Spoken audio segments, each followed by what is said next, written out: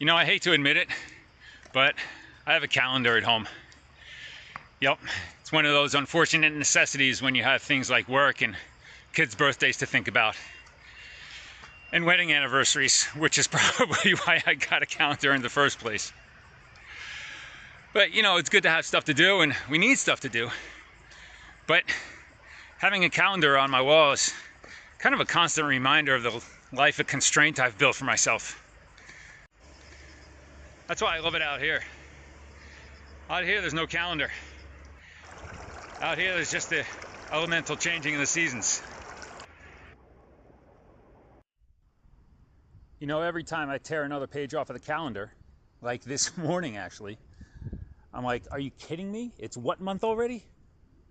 But out here, it doesn't matter. Because out here, it's not September. Out here, it's harvest season, baby.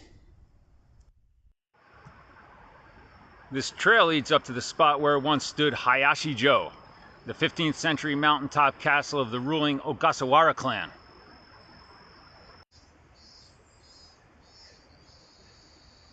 Can you hear the cicadas? That means summer's still hanging on.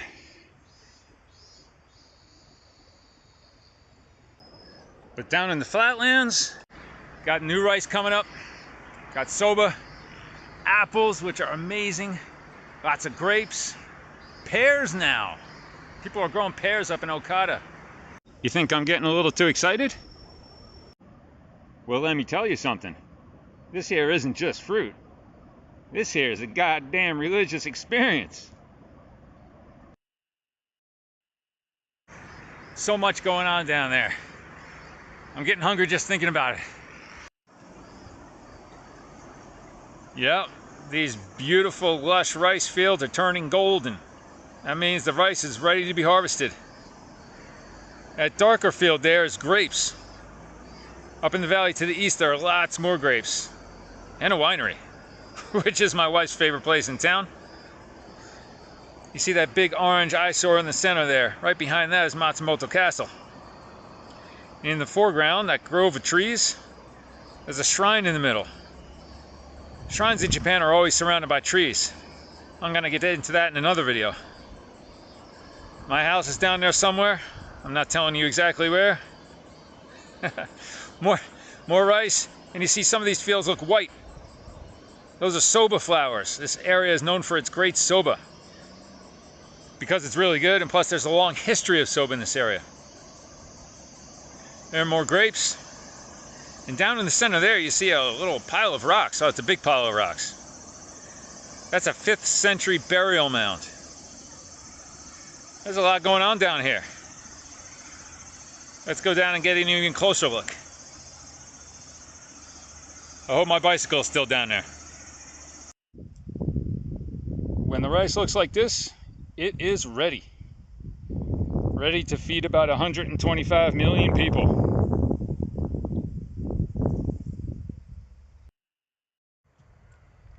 And sometimes the rice does this. Well, the rice doesn't do it, the wind does it, I think. Reminds me of a Mel Gibson movie. How's that for an obscure reference? Oh, it looks like someone's already started harvesting. Soon these fields will be filled with these long racks with the rice hung to dry. It's kind of depressing because it means soon this is all going to be brown. But then it'll be white, and then green again. I love it all. And among all the golden fields of rice, got fields of white soba flowers, waving in the breeze and screwing up my focus. A lot of the grape fields around here look like this. Wide, lush masses of vines crawling across these horizontally strung wires, with the grapes, of course, underneath. Looking a lot like this. The farmers wrap up the bunches of grapes in these little bags to keep the insects off of them.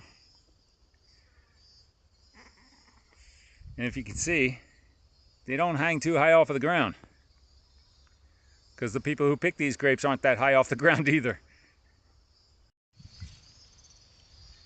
Of course, around here we don't just get to see the grapes, we can smell them. Then soon enough we get to eat them. Or drink them.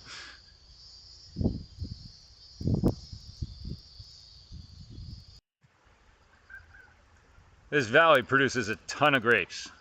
Well, several tons actually, along with everything else that's grown out here. You might be able to see the grape fields climbing up the sides of the mountains out there.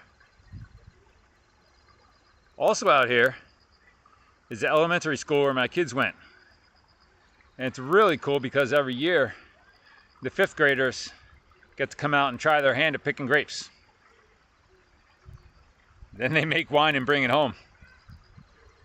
It's still sitting on the counter because they're waiting until they're old enough to drink it. It's going to be vinegar by then. Oh well. It's a good experience for the kids.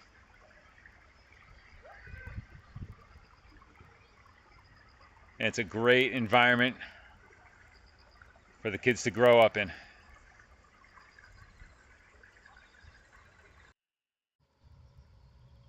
The gentleman who owns this field usually plants sunflowers. This year he was feeling a little crazy, I guess, and decided to grow, what do you call these? Zinnias. And then some people just have amazing vegetable gardens.